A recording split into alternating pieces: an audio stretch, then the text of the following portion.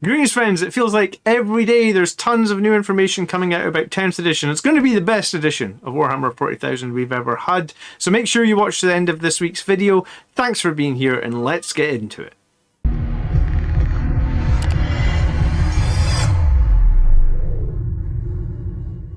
So today we'll be breaking down just about everything that we know about 10th edition, and what we do know is it is a totally new edition of Warhammer 40,000. We are getting a brand new starter set that's going to include Space Marines and Tyranids.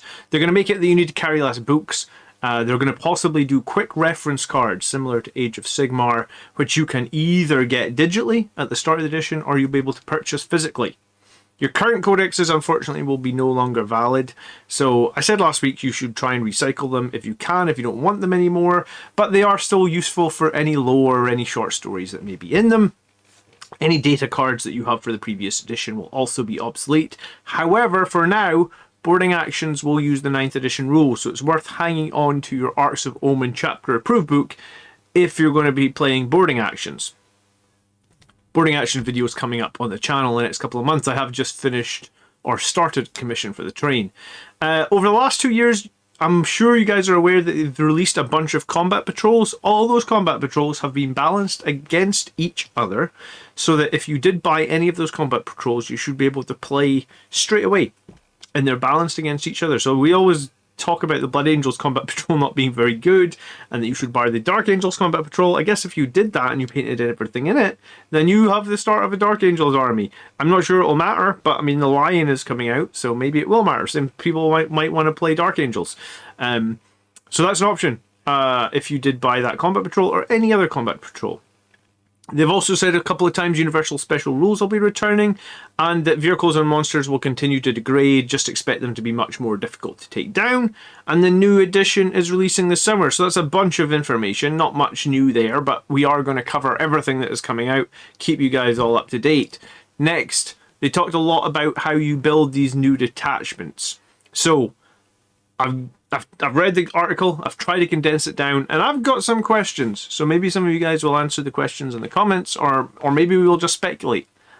So, there's 3 battle sizes. Incursion, Strike Force, and Onslaught. It's important to note power level is no longer a thing. So I'm not sure how that's going to mean strategic reserves work. Maybe I don't know. Let's not speculate that. I don't know if there's no power level. But the second question actually that came to mind more recently after I built this slide was, how's Crusade going to work? Because at the moment, Crusade loses power level. So is Crusade going to use points? They have said Crusade are not going away. So that'll be very interesting. So, you select your battle size, as we always do. Spoiler, we play live battles every Wednesday on the channel. As soon as 10th edition's out, we'll probably do a day of gaming on 10th edition as well. So, you play your 2,000 point battle. So, you prepare your army roster. So, obviously, the way they say you can do that is you can download a blank printable roster from Warhammer Community. You can use the new app, which they've promised will work better than the current one. They never said if you need to be subscribed to Warhammer Plus yet on that, but you might need to be. Or you can write it all down on a piece of paper. I think, potentially, most people will still use Battlescribe once it's updated. If people don't use Battlescribe, then I imagine, like, my personal preference is just build it in Excel. Nice and easy. Unit, point cost, war gear, 3 tabs. Yes, very easy to do. And then obviously you can sub the tabs as well, so you get your total points. Anyway, you've chosen your battle. You've picked your army roster. Now you get to choose a faction, right? And when you choose your faction, this faction determines your keyword. So up until now, or in 9th edition, we would be the Blood Angels faction. So we would have the Blood Angels keyword. We'd also have probably Adeptus Astartes keyword.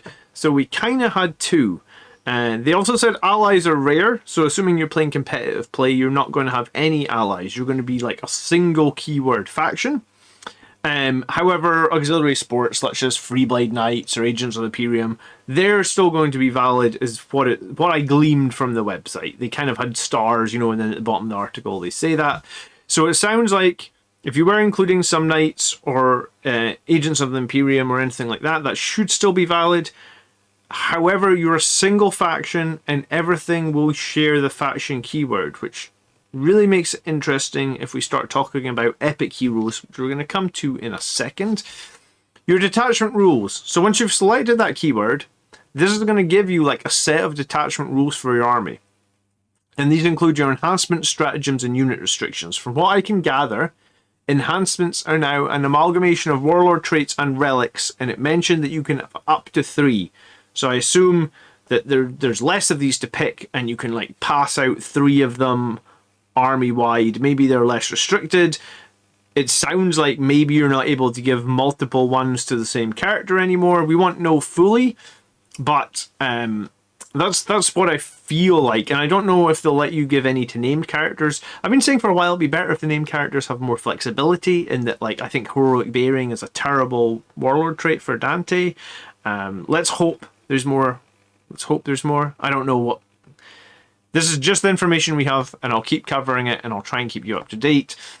The example they gave was a Gladius task force, which is typically an ultramarine detachment, but they made clear that any chapter could use the Gladius task force. So when you choose your detachment, you swap out all your rules, enhancements, and stratagems. So it sounds like this will actually kind of replace successor chapters completely. And I think this is good and bad. Some people have said, or I've heard it already, we're now red Ultramarines. That's what I've heard. The identity of Blood Angels is going away. I've also heard that. I think that there will still be the identity of Blood Angels. I think 100% there will still be the Blood Angels keyword. And I think that, I imagine, similar rules to what we have now, Advance and Charge and the Red Thirst.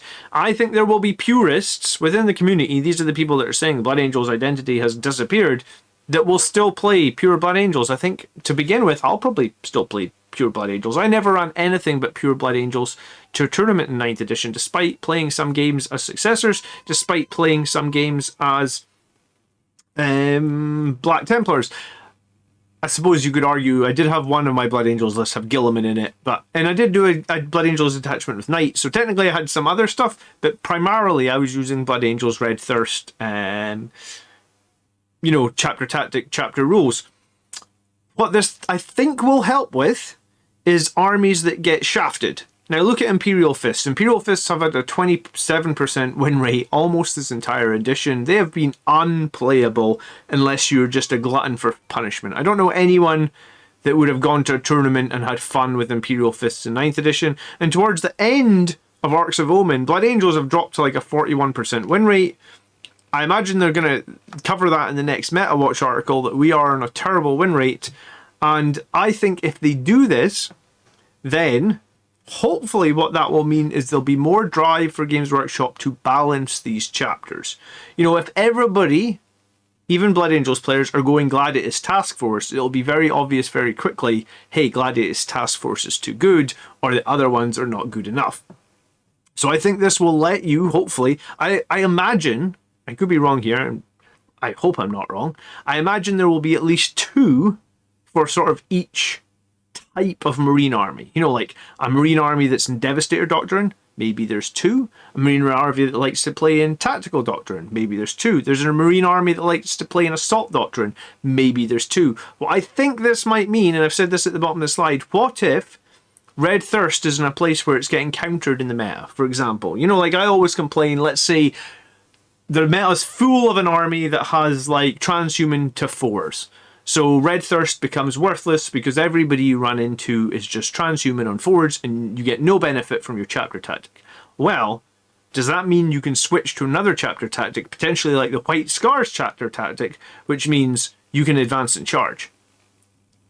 If that's the case, and that opens up flexibility, so we could still be Blood Angels, but we're playing like a custom detachment that just has a just different chapter tactic. We can still use our Blood Angels models, kind of like a play on successors. Maybe if you're a successor chapter now, it's flexible as well. This would be the best of both worlds. And anyone that says we are losing our identity, I kind of disagree with you. I can see your point of view. You want to be purist, and I have been a purist this whole time, but I have also been incredibly frustrated throughout this edition into some of the metas. I'm a tournament player and I want to do well at tournaments. And I think I said, honestly, during 9th edition, I'd have probably, if I hadn't had this YouTube channel and I hadn't been making the videos and stuff, I'd have probably taken like a 6-month break from the game, because I was in a place where before Armor of Contempt came out, I felt, and our points costs were really high, there was no Armor of Contempt, and I was going to tournament events and I was setting up my army on the battlefield, and I knew before the first dice was rolled, I lose this game. And anyone that watches the channel week on week, I would say I'm a above average player. I wouldn't say I'm a great player. I don't typically win events, but I can go 4-1. I can compete at the top tables. And I have done that multiple times. And you know what? I did win an event in 9th edition as well. Came third, won Best Sportsman. So I have some that I did pretty good in. But when you set up your army on the battlefield and you know before a single dice is rolled that, like, unless my opponent makes some glaring mistakes, I 100% lose this game. That's a horrible position to be in. And I really hope that this flexibility doesn't degrade our chapter tactic or doesn't degrade our chapter identity, but gives us a little bit more flexibility. And I think this would be the best of both worlds for Marines. I mean, you can leave me a comment. I think this is going to be controversial, but I'm really hopeful. I got my fingers crossed. I'll cross my toes as well. I'm really hopeful this is going to be a good thing for the game. Especially Marine players, because this edition has been mad. Right now, you've got Imperial Fist sitting in the 20s for win rate, and you've got Dark Angels sitting in the 60s for win rate. That doesn't work. Trust me, my friends, it doesn't work. And it doesn't please anybody. Yes, I suppose in the short term, it pleases those Dark Angels players, because they're like, oh wow, our army's unkillable, we're so good, yada yada. Do you know what? It upsets 80% of the other people, and people like me that have typically played mono faction and only have time to play mono faction with a couple of kids can get frustrated and quit the game. And we have actually seen some of our biggest advocates of this channel. You used to see them in every live stream. We haven't seen them in a while, so they've been frustrated. It's understandable. If you have a 41% win rate for the best part of a year, you're going to get frustrated. So I think this is going to be a good thing. Give it a chance, is what I'm saying. All right. Next up, Combat Doctrines. And this is confusing wording, but potentially hopeful wording. They said Combat Doctrines allows you to pick from 3 powerful doctrines during your command phase. Maybe it's just me reading it hopefully. Does that mean we can choose from turn 1? It's a huge wish of mine, actually. I hate, as a Blood Angels player, having to wait to turn 3 or basically spend 120 points on a gatekeeping Sanguinary Priest to get my units at full strength. We aren't the fastest army. We know there's faster armies. Assault Doctrine does so much for us. We're so much more powerful when we get into Assault Doctrine. I don't know many other armies that basically have to sit and hide for 2 turns and then we can play the game. And that's kind of how we play, unless you 100% take the gatekeeping Sanguinary Priest. I hate models that you have to include, not because they're strong, but because they're needed. I don't think many armies should necessarily do that, especially characters like that. I don't think it's a great mechanic. Other armies can get units into Assault Doctrine in turn 1. I think it would be great if they just got rid of the silliness. And we've also seen some silliness around Devastator Doctrine Codex Warfare in Arcs of Omen, haven't we? So, fingers crossed they improve doctrines. Maybe this is me reading it, hopefully, but that's what I feel. So you pick your doctrine as well during your command phase. Hopefully it lets you pick. And then you pick your units. It's a bit weird that they put this in this order, but I'm just following the order that they did it on the community website. So then when you pick your units, you must include 1 character. So you need a character for a Warlord. I imagine if you're like a Knight army or something like that, there's some sort of exception. There's no mention of him having to be a HQ. So I guess if you wanted to run a Sanguinary Ancient as your Warlord now, you could probably do it. It said you could have maximum 1 of each epic hero, which again, of each is strange wording. Does that mean we can have Rabuti and the Lion in a Blood Angels list, and they'll have the Blood Angels faction keyword? If so, that's madness, and I guess now would be the time to get yourself a Rabuti or a Lion if you want to have fun with the monsters. I have been having a lot of fun playing with these big monsters. I've never had an army that could field a monster before, and Gilliman's done some serious work for me.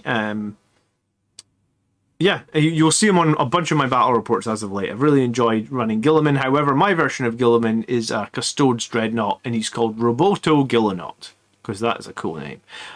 You can have up to 6 units of each data sheet with a battle line or dedicated transport keyword. So I'm assuming that means you can have 6 troop choices or you can have 6 dedicated transports. The rule of 3 remains for everybody else. So 6 Terrax is still valid. I heard that got ran at London GT, I think. I don't know who runs 6 Terraxes, but I mean, I don't know who owns 6 Terraxes, but I bet that was fun to play into.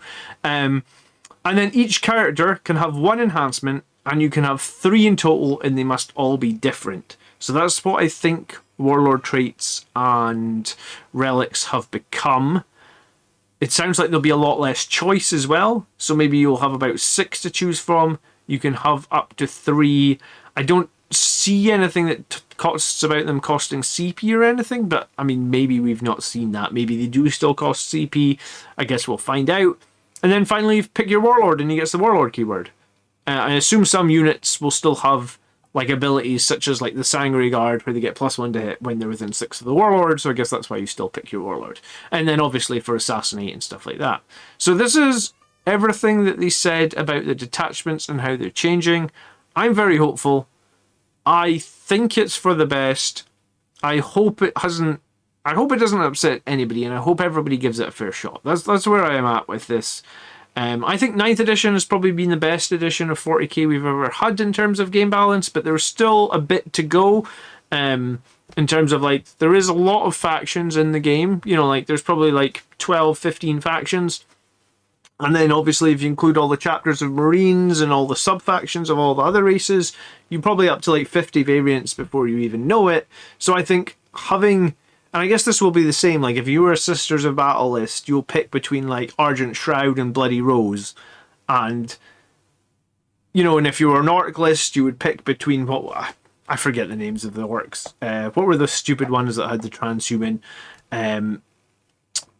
Yes, I forget the name of orcs, but you know what I'm saying, in the Necron dynasties. So hopefully these add a bit of flexibility to Marines without eroding too much chapter identity. You're obviously going to still have your chapter specific units, and it did say that your keyword would depend, you know, like some of the units you pick. I think it said wherever it said you select your units, picking your units, using your faction keyword, you select the units for your army. So basically, the faction keyword, certain units will probably only be able to be picked if you have the certain faction keyword. And I guess that would be like Sangre Guard can potentially only be picked in Blood Angels or Flesh Tearers. I don't know how it's going to work with Flesh Tearers. Anyway, lot to digest.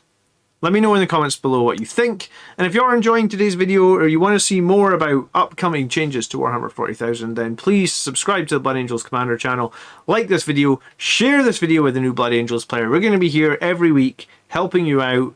And as soon as we have more information, we'll be diving into lists and all sorts and working out the optimal way for you to play Blood Angels in the new edition.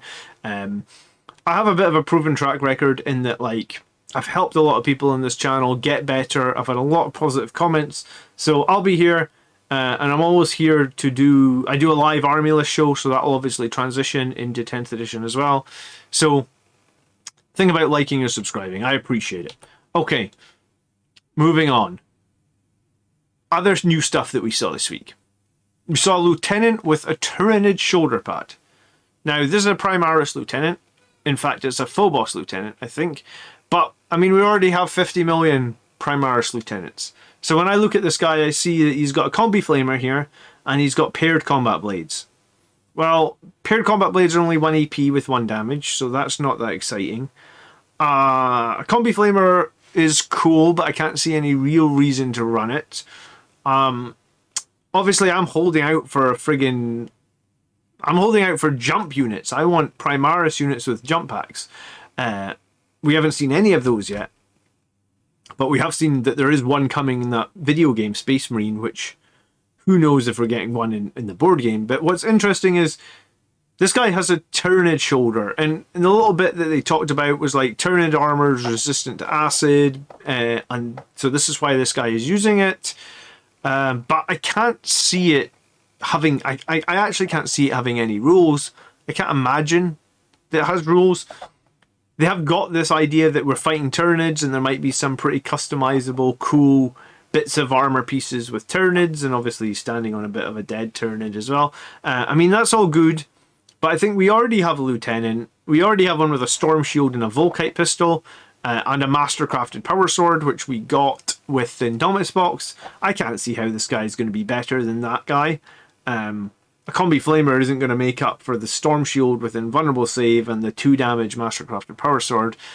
So for me, maybe it's good for like Salamanders, I guess. But if this guy doesn't come in the 10th edition box, then I feel like I'm unlikely to pick him up. He's probably, I think everything they're showing at the moment, the Terminators, this guy, and anything else they show over the next week is probably coming in the new box set.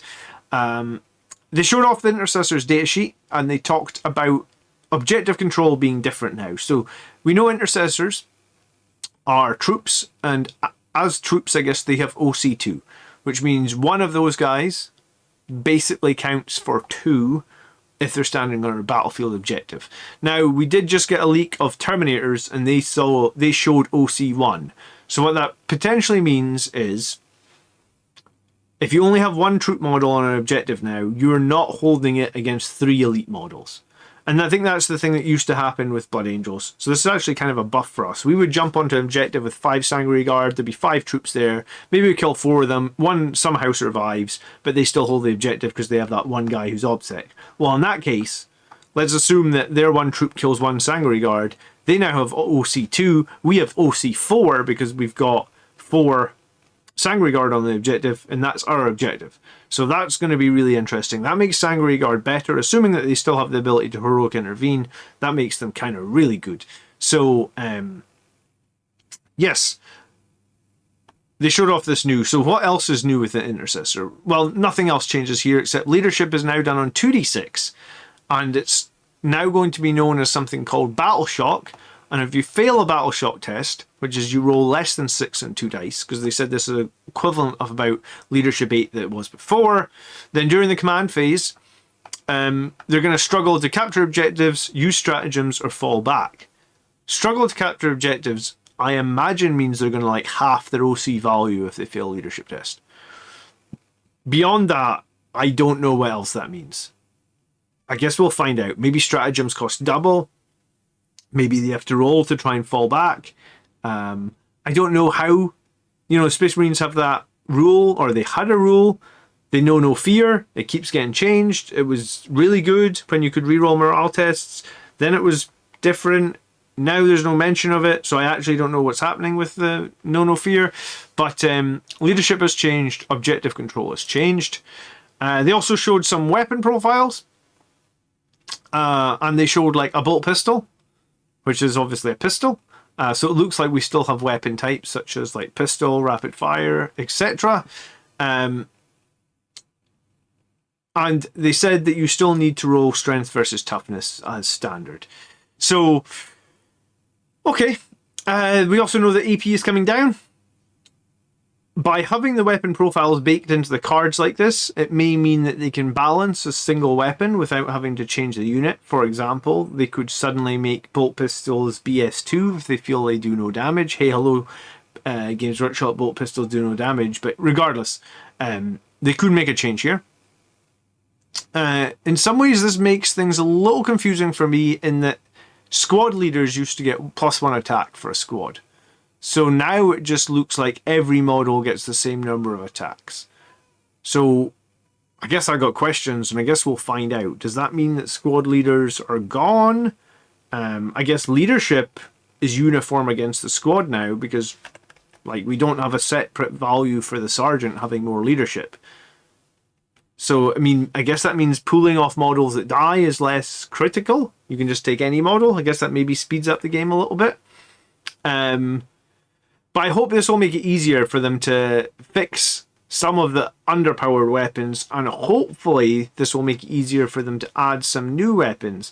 I'm a little bit worried that they strip away some of the weapon options on firstborn models.